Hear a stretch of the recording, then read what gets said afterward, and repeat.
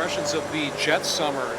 Like moves or sticking with the program and the personnel through free agency, and then also the move to bring some young guys into the fold, give them opportunities. Yeah, of course. There's obviously some spots there for young guys to step in and play a key role. So that's probably what I'm most excited about, is seeing the young guys, the summer they had, what they worked on, how they grew. I think that at that age it's so important to grow so much each and every summer. So I think that's probably what I'm most excited about seeing.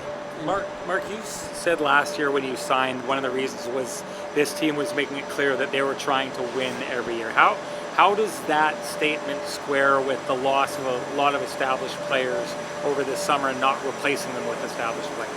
Yeah, I think our core here for the most part is still intact. Obviously, when you got a goalie like Bucky and net, you have a chance every single night.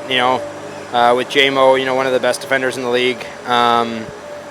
Obviously with KC, Nicky, Fet's coming into his own. Laus, still our core's intact. We just need some guys to step into roles, and obviously there's some spots available. So it's right for the taking, and hopefully some of these young guys come into camp, hungry and ready to take a spot and establish their NHL career. You talked about being excited about some of the young guys in the summers that they had. Are there guys who stand out to you? Probably watching Lambo at the end of the year, seeing what he did in that last game. I feel like even just you don't see him all year, and I felt like he grew a lot just physically. I think that's an exciting. I think he's an exciting one. Obviously Chibrikov, Salamonson, that guy. I think I'm excited to see that Yager. Obviously you don't watch too many WHL games, but obviously had a fantastic year in junior, and excited to see what he has. So like I said, there's a lot of spots available, and it's on them to reach out and grab it. So I'm excited to see them push for more. Do you think it's going to be having Scott O'Neill behind the bench? Obviously he's been behind the bench as an assistant the last 2 years, but now running the show, which he did at times last season. Do you expect a pretty smooth transition? Yeah, I think so. I think because we had him for kind of like 2 months throughout the year. I think we kind of got used to what he's like behind the bench, and we had some pretty good stretches when he was there. So obviously it's a little different when you have the head coach job, but I'm expecting him to be great. I'm excited to work with him. He was with the D last year, so he didn't get a lot of interaction with him, but excited to see what he does as a head coach. We're over a week still before official training camp, and you've got almost the whole team out here already, and I know some guys have been here for a bit. Does that say anything? Just shows maybe guys are eager to get at it? I think just skates end after Labor Day back where everyone's from, so a lot of guys just are looking for ice, and it's obviously great to have a lot of guys in town to put together a good skate. So it's obviously nice to be back with the guys, be able to golf with the guys, and I think that's always the funnest part is the kind of the week before camp actually starts, where you just get to hang out and be boys. So still a lot of time till camp. You skate with Cole Perfetti quite a bit in the summer. Do you give him any advice right now, or is this sort of something he's got to do on his own? Yeah, a little bit. I've gone through it. So many guys have gone through it. It's a matter of the business. So he's got a good head on his shoulders. So he's I don't worry about him at all. I think he's doing just fine. Hard for him to sign long term. That's up to him. You never mess with anyone's business. That's what I've learned in this league. Everyone's business is their business. All you try to do is be there as a friend, and you don't ask for specifics. You just want to be a shoulder to lean on, and that's all you can do.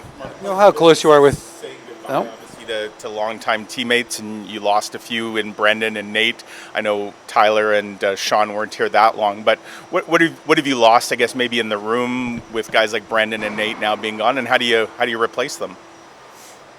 Yeah, you need guys to step in. That's what happens in this business. You lose players, you need guys to step up and fill that role.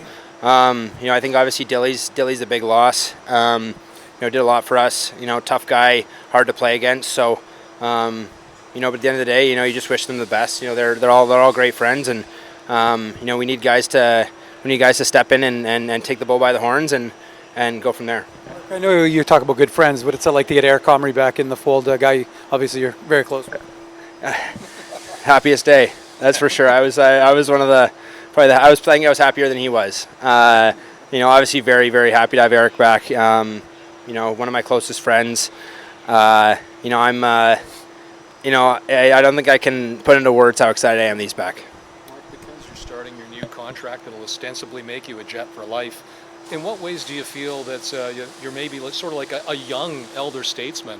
That there's a certain level or stature of leadership and place on this team that is perhaps different starting into this contract, this era for you. Yeah, I'm an old fart now. That's just the way it goes. It's exciting to, obviously kick into this new deal, and it's fun to, I think that's the exciting thing about the summer is you see spots open for young guys, and I remember what that was like when I was younger. A spot that's right for the picking, and having to give it your all and do everything in your power to better your game and be prepared to play in the NHL. It's no easy feat. So I think that's what excites me the most is just to see those guys and see what they got and try to help as much as I can. But it'll be an exciting camp. We see you do that a lot, Mark. Like even after the skate here, you're out there late with Gabe and Jared, Anderson, Dolan, and Mason Shaw. Looks like you're actually drawing up some drills and stuff. Is that the future coach coming out in you, or just being a good teammate, trying to get a little extra work in? I will not be coaching after my career, that's for sure. Maybe take over Otzi's business, but I